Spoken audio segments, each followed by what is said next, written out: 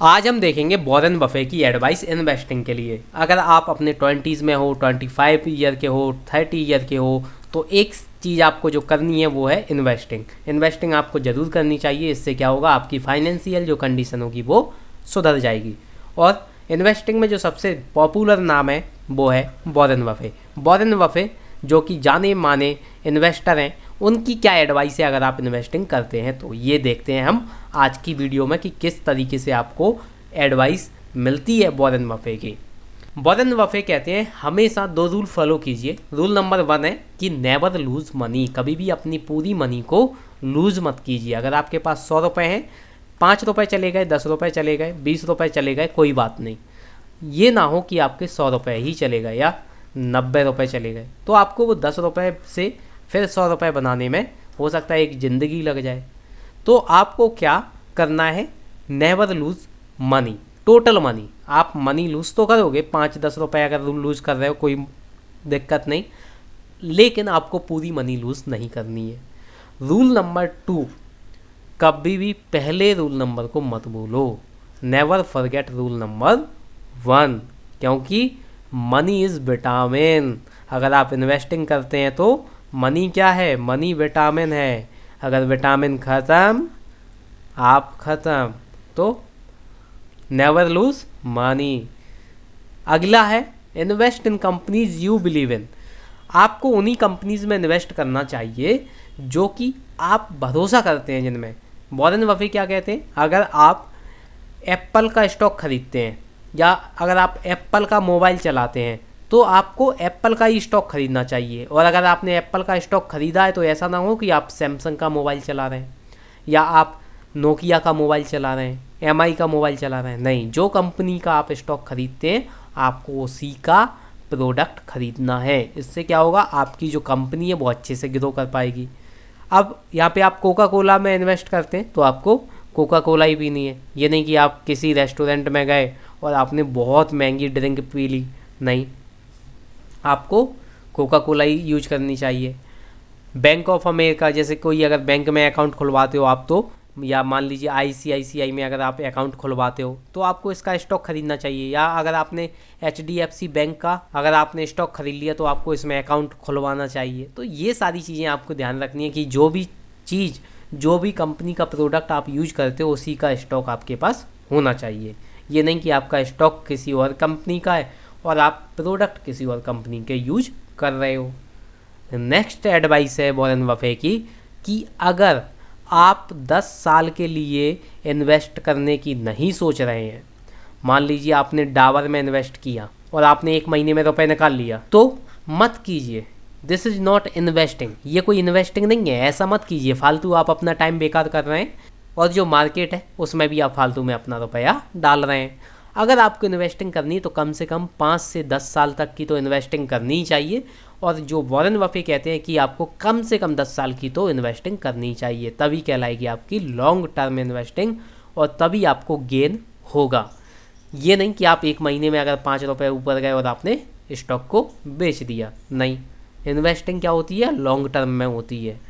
So don't even think about owning for 10 minutes if you are not willing own a stock for 10 years. अगर आप 10 साल stock own करने की नहीं सोच रहे हो तो आप उसको 10 मिनट भी करने की कोशिश मत कीजिए, मत करिए। फालतू आप अपना टाइम वेस्ट कर रहे हैं।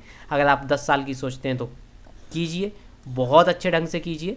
और अगर आप 10 मिनट की करने की सोच रहे हैं या 2 महीने 3 महीने की करने की सोच रहे हैं तो मत कीजिए, क्योंकि इन्वेस्टर को इतना ज़्यादा कम टाइम में ज़्यादा आपको प्रॉफिट नहीं मिलेगा। रिस्क हमेशा उस चीज़ से आती है जिस चीज़ के बारे में आपको पता ही ना हो कि इसके आउटकम क्या होंगे। अब मान लीजिए आप कोई काम कर रहे हैं, कोई गड्ढा खोद रहे हैं, खोदते ही जा रहे हैं, खोदते ही जा रहे हैं, आपको ये पता ही नहीं है कि मुझे कितना गड्ढा खोदना है या क्या चीज़ निकालनी है। खोदते जाओ, जब कोई आउटकम ही नहीं निकलेगा तो रिस्क तो बढ़ी गई ना। आप तो मान लीजिए आपसे किसी ने कह दिया कि यहाँ पे हीरे गड़े हुए हैं, हीरे हैं यहाँ पे, आप खोदते गए 50, 100, 150, 200, 500, बहुत ज़्यादा खोद दिया आपने। तो ये क्या है, ये रिस्क है ना, क्योंकि आपको पता ही नहीं है आप क्या कर रहे हो। आप तो किसी के कहने पे चले गए किसी ने बोला कि यहाँ पे डायमंड है और आपने खोदना शुरू कर दिया, आपने अपनी चीज़ें तो की नहीं, आपने रिसर्च की ही नहीं। तो सबसे पहले आती है, अगर आप किसी भी स्टॉक में इन्वेस्ट करने की सोचते हैं, कि जो आपकी रिस्क है वो कितनी होगी, कितनी आपको इसमें मनी पुट करनी है, कितना आपको स्टॉप लॉस रखना है, सारी चीज़ें आपको पता होनी चाहिए। क्या इसके फंडामेंटल हैं कंपनी के, किस तरीके से ग्रो करती है, ROI क्या है, सारी चीज़ें आपको पता होनी चाहिए। ये सारी जो फंडामेंटल डिटेल है, ROI है, ये सारी चीज़ है मैं अगली वीडियो में डिस्कस करूँगा कि PE क्या होता है, ROI क्या होता है, किस कंपनी का फंडामेंटल कैसे देखते हैं। लेकिन अभी हम देख रहे हैं वॉरेन बफे की एडवाइस। तो ये आपको याद रखना है कि हमेशा पता होना चाहिए कि आप क्या कर रहे हैं, तभी आपको जो रिस्क है वो कम होगी। फिर price and value are not the same thing. Price जो होती है, किसी मान लीजिए आपने कोई एक चीज़ ली, एक मोबाइल लिया, उसकी प्राइस है 5,000 रुपये, ये तो प्राइस हो गई। लेकिन वैल्यू क्या है, उस मोबाइल से केवल आप कॉल कर सकते हो, तो ये हुई वैल्यू।